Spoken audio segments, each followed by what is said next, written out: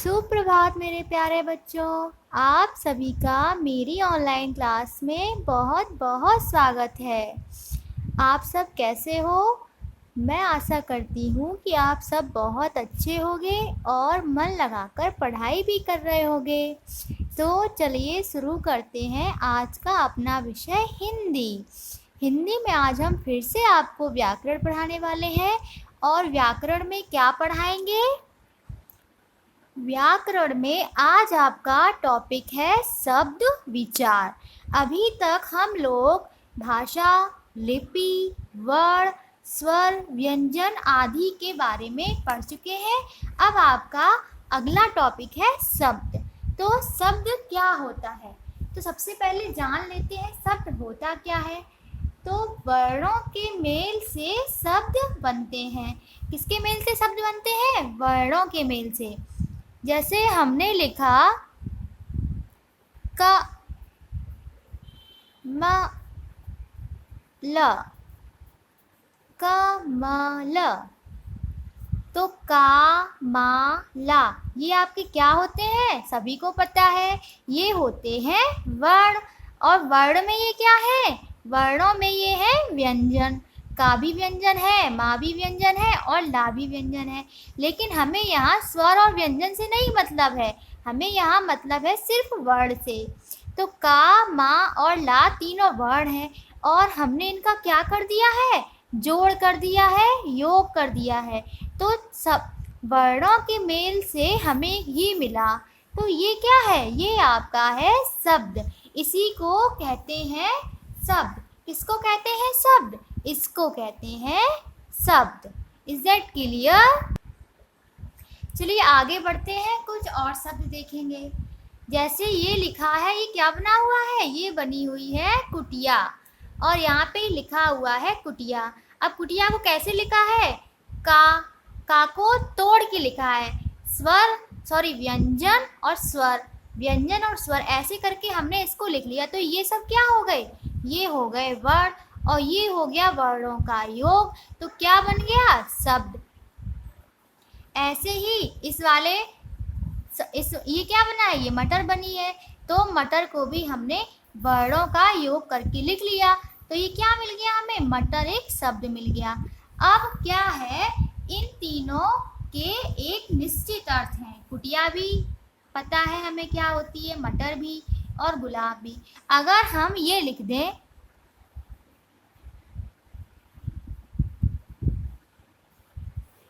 बलाक, हमने क्या लिख दिया? बलाक। लेकिन ये वर्णों का योग है, वर्णों का योग है ये।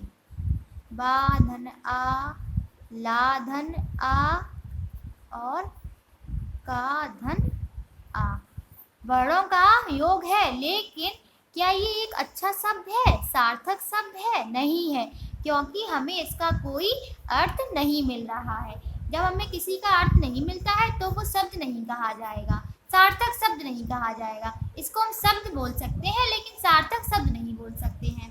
तो मतलब अब समझे आप लोग? वर्णों के योग से बनते हैं शब्द और जिनका एक निश्चित अर्थ होता है उन्हें कहते हैं शब्द। इसमें देखो परिभाषा भी आपकी लिखी हुई है। निश्चित अर्थ प्रकट करने वाला वर्णों का समूह शब्द कहलाता है।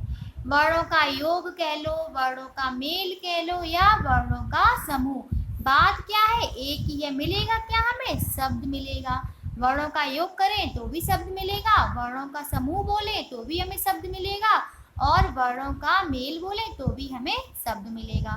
तो शब्द क्या होता है?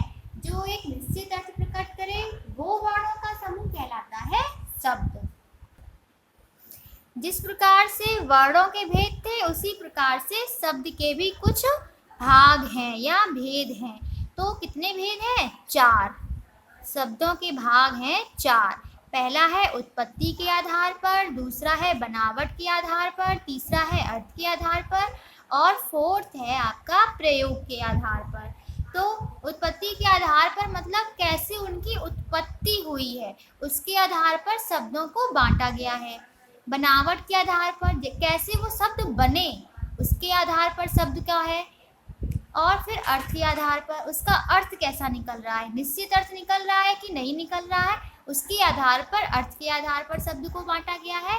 फिर है आपका प्रयोग के आधार पर, हम किस प्रकार प्रयोग करते हैं उस आधार पर शब्दों को इस भाग में बांटा गया है।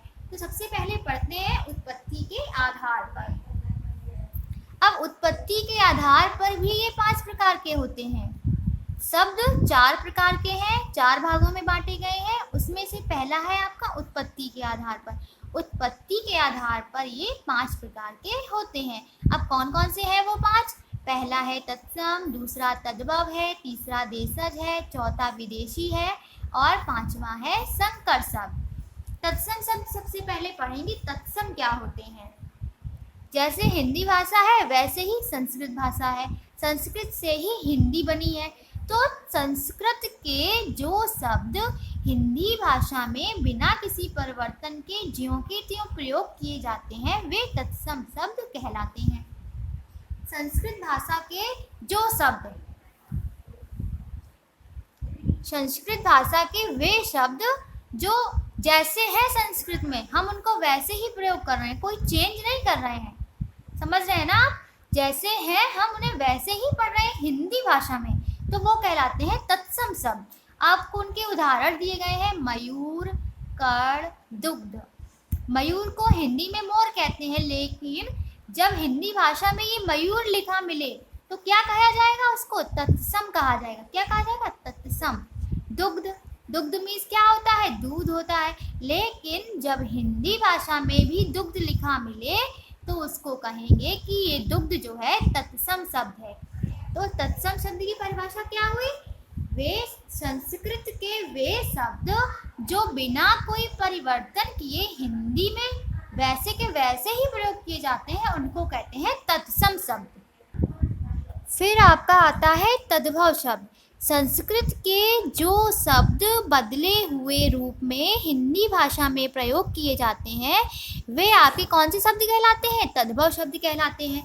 जैसे हमने क्या कहा था? संस्कृत के शब्द हिंदी में वैसे ही प्रयोग किए जाएं तो तत्सम है, लेकिन अगर उनको थोड़ा बदल दें, अब हमने क्या किया, ये दुग्ध था तो ये तत्सम है, अब हमने इसको कर दिया दूध, तो दूध क्या हो गया? आपका तद्भव शब्द हो गया। कौन सा शब्द हो गया? तद्भव शब्द हो गया। समझ रहे हैं ना? डिफरेंस समझ में आ रहा है ना? संस्कृत के वे शब्द जो जैसे कि वैसे ही प्रयोग किए जाएं, उनमें कोई परिवर्तन ना करें, हम उनको वैसे ही प्रयोग करें तो होते हैं तत्सम। लेकिन संस्कृत के जो शब्द बदल कर हिंदी भाषा में प्रयोग करें, बदले हुए रूप में हिंदी भाषा में प्रयोग करें, वो होते हैं तद्भव। जैसे मयूर का मोर, कर्ण का कान, दुग्ध का दूध, स्वर्ण का सोना, कूप का कुआं। तो ये क्या हो गए? कुआं हो गया आपका तद्भव शब्द, कूप हो गया आपका तत्सम शब्द। फिर आपका अगला आता है देशज शब्द। जो शब्द भारत के विभिन्न क्षेत्रों तथा आम बोलचाल की भाषा से लिए गए हैं वे कहलाते हैं देशज शब्द। मतलब जैसे कि अपने भारत में बहुत सारे क्षेत्र हैं, यूपी है, बिहार है, कोलकाता है, तो इन क्षेत्रों में भी शब्द बोले जाते हैं आम बोलचाल की भाषा से। जैसे हम लोग बोलते हैं क्यों को क्या बोलते हैं? काहे। तो क्या हो गया? ये देशज शब्द हो गया। खिड़की, टोली, डिबिया, ये सब हम लोग आम बोलचाल की भाषा में प्रयोग करते हैं, तो इनको कहते हैं देशज शब्द। फिर आता है आपका विदेशी शब्द। जो शब्द दूसरे देशों की भाषाओं से हिंदी में आए हैं वे कहलाते हैं विदेशी शब्द।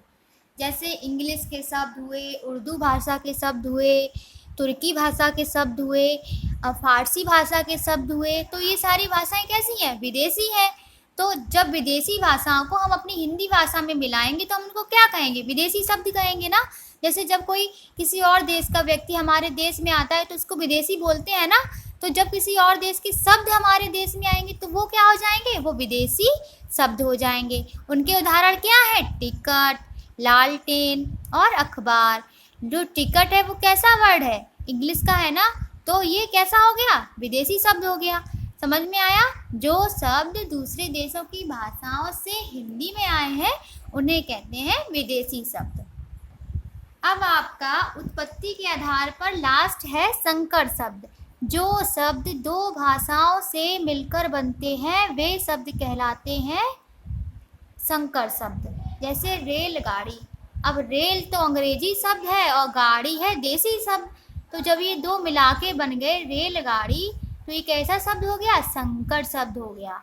मांग पत्र, मांग है हिंदी शब्द और पत्र है आपका संस्कृत शब्द। जब ये मांग पत्र बन गया तो ये क्या हो गया? ये हो गया आपका संकर शब्द।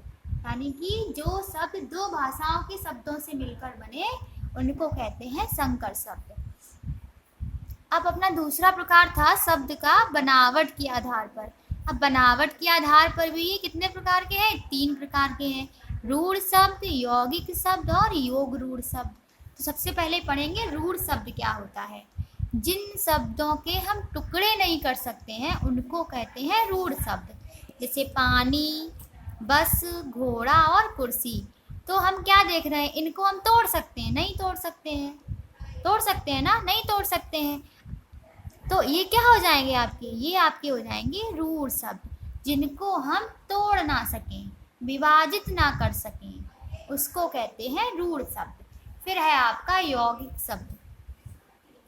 वे शब्द जो दो या दो से अधिक शब्दों के योग से बनते हैं उनको कहते हैं यौगिक शब्द कहते हैं। समझ में आ रहा है? यहाँ पर संकर शब्द में क्या है? जो दो भाषाओं से मिलकर बने उसको संकर शब्द कहेंगे। यौगिक शब्द क्या है? जो किसी एक भाषा के दो या दो से अधिक शब्दों के योग से बने उनको कहेंगे यौगिक शब्द। जैसे अब राजमहल, ये भी हिंदी का है, ये भी हिंदी का है, तो हो गया राजमहल। रसोई घर, तो ये क्या हो गया? ये आपका यौगिक शब्द हो गया। अब आता है योग रूढ़ शब्द। योग रूढ़ समझ लेते हैं क्या होता है। दो या दो से अधिक शब्दों के मेल से बनने वाले ऐसे शब्द जो किसी विशेष अर्थ का बोध कराएं उनको कहते हैं योग रूढ़ शब्द। यानी दो शब्द हमने मिलाए हैं, दो या दो से अधिक शब्द हम मिलाते हैं, अगर उनसे कोई विशेष अर्थ वाला शब्द बन जाए, जिससे कोई एक विशेष अर्थ निकले, उसको क्या कहेंगे? उसको कहेंगे योग रूढ़ शब्द। अब चलो मिला के देखते हैं दो शब्द। हमने मिलाया दस और आनन, ये दो शब्द हो गए आपके। इससे क्या बन गया? दशानन। और दशानन किसको कहते हैं? दशानन कहते हैं जिसके 10 सिर हों, और 10 सिर किसके थे? रावण के थे। यानी कि जब हम दशानन लिखेंगे तो इससे एक अर्थ निकल रहा है, वो है रावण। एक विशेष अर्थ निकल रहा है। तो जिन शब्दों के योग से कोई शब्द बने और कोई विशेष अर्थ मिले तो उसको कहेंगे योग रूढ़ शब्द। क्या कहेंगे? योग रूढ़ शब्द। इसका एक एग्जाम्पल और देख लेते हैं। जैसे हमने लिखा त्रिधन नेत्र, तो त्रि भी एक शब्द है, नेत्र भी एक शब्द है, जिसको मिलाएंगे तो क्या बनेगा? त्रिनेत्र बनेगा। और त्रिनेत्र किसको कहते हैं? शंकर भगवान को। तो ये क्या हो जाएगा आपका? ये हो जाएगा योग रूढ़ शब्द। समझ में आया? दो या दो से अधिक शब्दों को मिलाएं और एक विशेष अर्थ वाला शब्द बने तो उसे कहेंगे योग रूढ़ शब्द। अब उत्पत्ति के आधार पर हो गए, बनावट के आधार पर हो गए। अब शब्द पढ़ेंगे अर्थ के आधार पर। अर्थ के आधार पर भी कितने प्रकार के हैं? 2 प्रकार के। पहला है सार्थक शब्द, दूसरा है निरर्थक शब्द। तो सार्थक शब्द क्या है? जब कोई शब्द का अर्थ निकले, यानी सार्थक अर्थ निकले, तो होता है सार्थक शब्द। जैसे सूर्य है, हिमालय है, गंगा है, इनके सबके सार्थक शब्द हैं, सार्थक अर्थ निकल रहे हैं। तो जब सार्थक अर्थ निकल रहे हैं तो उसका एक सार्थक शब्द हो गया। कोई ना कोई अर्थ निकलना चाहिए तभी सार्थक शब्द कहा जाएगा। अगर कोई अर्थ नहीं निकलेगा तो उसको फिर हम लोग क्या कहेंगे? उसको कहेंगे निरर्थक शब्द। जिनका कोई अर्थ नहीं निकलेगा उनको कहेंगे निरर्थक शब्द, और जिनका अर्थ निकलेगा उनको कहेंगे सार्थक शब्द। तो यही लिखा भी हुआ है, जिन शब्दों का कोई अर्थ नहीं होता है वे निरर्थक शब्द कहलाते हैं। जैसे अभी हमने क्या लिखा था आगे? बलाक लिख दिया था। तो बलाक एक शब्द तो है लेकिन ये कोई अर्थ नहीं दे रहा है, तो ये कैसा हो जाएगा? निरर्थक शब्द हो जाएगा। अगर हम इसी को बालक लिख दें, अब बालक का तो अर्थ होता है बालक माने लड़का, तो ये क्या हो जाएगा? ये आपका सार्थक शब्द हो जाएगा। तो ये बलाक हो जाएगा निरर्थक। यानी कि जिनसे कोई अर्थ ना निकले जिन शब्दों से, तो वो होते हैं निरर्थक, और जिनसे अर्थ निकले वो होते हैं आपके सार्थक शब्द। अब पढ़ेंगे प्रयोग के आधार पर। प्रयोग के आधार पर भी दो प्रकार के हैं, पहला है विकारी, दूसरा है अविकारी शब्द। तो विकारी शब्द पहले पढ़ते हैं क्योंकि ये पहले लिखा हुआ है। तो विकारी शब्द क्या है? जिन शब्दों के रूप में लिंग, वचन और कारक के कारण बदलाव आता है वे विकारी शब्द कहलाते हैं, जैसे लड़का, लड़की, लड़के, लड़कों आदि। समझ रहे हैं विकारी शब्द? हम कोई ऐसा शब्द लिखें जिसमें लिंग, वचन और कारक के कारण कोई परिवर्तन आ जाए तो वो होता है विकारी शब्द। अभी आपको ये समझ नहीं आएगा क्योंकि अभी हमने लिंग नहीं पढ़ा है, वचन नहीं पढ़ा है, कारक भी नहीं पढ़ा है। तो जब ये तीनों हम पढ़ लेंगे तो हमें विकारी शब्द बहुत अच्छे से समझ में आ जाएगा। तो अभी आपको ये थोड़ा कम समझ में आएगा, लेकिन फिर भी कोशिश तो करनी है ना समझने की। तो समझते हैं। जिन शब्दों के रूप में लिंग, वचन और कारक के कारण बदलाव आता है वे कहलाते हैं विकारी शब्द। जैसे लड़का, तो लड़का है पुल्लिंग, अब हम बोल दें लड़की तो लड़की हो गई स्त्रीलिंग, तो परिवर्तन हो गया, बदलाव हो गया। तो ये कैसा हो गया? ये हो गया विकारी शब्द। अब पढ़ते हैं अविकारी शब्द। जिन शब्दों के रूप में लिंग, वचन और कारक के कारण कोई बदलाव ना हो वे कहलाते हैं अविकारी शब्द, जैसे और, परंतु, यहाँ, वहाँ आदि। तो क्या देखा हमने? जिनसे लिंग, वचन और कारक के कारण अगर परिवर्तन हो जाए तो वो विकारी है, और लिंग, वचन और कारक के कारण कोई परिवर्तन ना हो तो वो अविकारी शब्द है। इसको हम आगे भी पढ़ाएंगे, यहाँ भी पढ़ लीजिए, लेकिन आगे भी पढ़ना है क्योंकि तभी आपको बहुत अच्छे से समझ में आएगा। अभी आपको थोड़ा कम समझ में आया होगा। तो एक बार फिर से पूरी समरी इकट्ठी करते हैं, क्या क्या पढ़ा आज। शब्द वर्णों के मेल से बने शब्द कहलाते हैं, जिनके एक निश्चित अर्थ हो वही शब्द कहलाते हैं। और कौन से शब्द कहलाते हैं? सार्थक शब्द। और अगर जिनका कोई निश्चित अर्थ ना निकले वो होते हैं निरर्थक शब्द। तो वर्णों के मेल से बनने वाले शब्द, वर्णों के मेल से जो बनते हैं उनको कहते हैं शब्द। शब्द के भाग हैं 4, उत्पत्ति के आधार पर, बनावट के आधार पर और प्रयोग के आधार पर, और आखिरी है अर्थ के आधार पर। तो फिर इनके भी हमने भाग पढ़े हैं। आपको इसको बार बार पढ़ना है तो आपको अच्छे से समझ में आ जाएगा। अब आता है आपका होमवर्क का टाइम। तो होमवर्क नोट करते हैं। तो ये है आपके आज का होमवर्क। इसमें पहला प्रश्न दिया गया है, नीचे दिए गए तत्सम, तद्भव तथा विदेशी शब्दों को छांटकर उचित स्थान पर लिखिए। यानी कि ये कुछ हमने शब्द इस ब्रैकेट में लिख दिए हैं, आपको इसमें से छांटना है कि कौन सा तत्सम है, कौन सा तद्भव है, कौन सा विदेशी है। जो तत्सम हो उसको यहाँ लिखना है, तद्भव को यहाँ लिखना है, विदेशी को यहाँ लिखना है। समझ में आ गया? अब जैसे मोर लिखा हुआ है तो मोर हमने क्या बताया था? मोर क्या है? मोर है तद्भव शब्द। और मोर का अगर तत्सम हमसे पूछा जाए तो मोर का तत्सम होता है मयूर। तो मोर यहाँ पे क्या है? तद्भव है। तो हम यहाँ पर लिख देंगे, क्या लिख देंगे? मोर लिख देंगे यहाँ पर। क्लियर? फिर आपका दूसरा प्रश्न आता है, निम्नलिखित को उदाहरण सहित परिभाषित कीजिए। इन सब की आपको परिभाषाएं लिखनी है और उदाहरण भी देना है, और केवल एक उदाहरण नहीं, कम से कम 2 या 3 उदाहरण देना।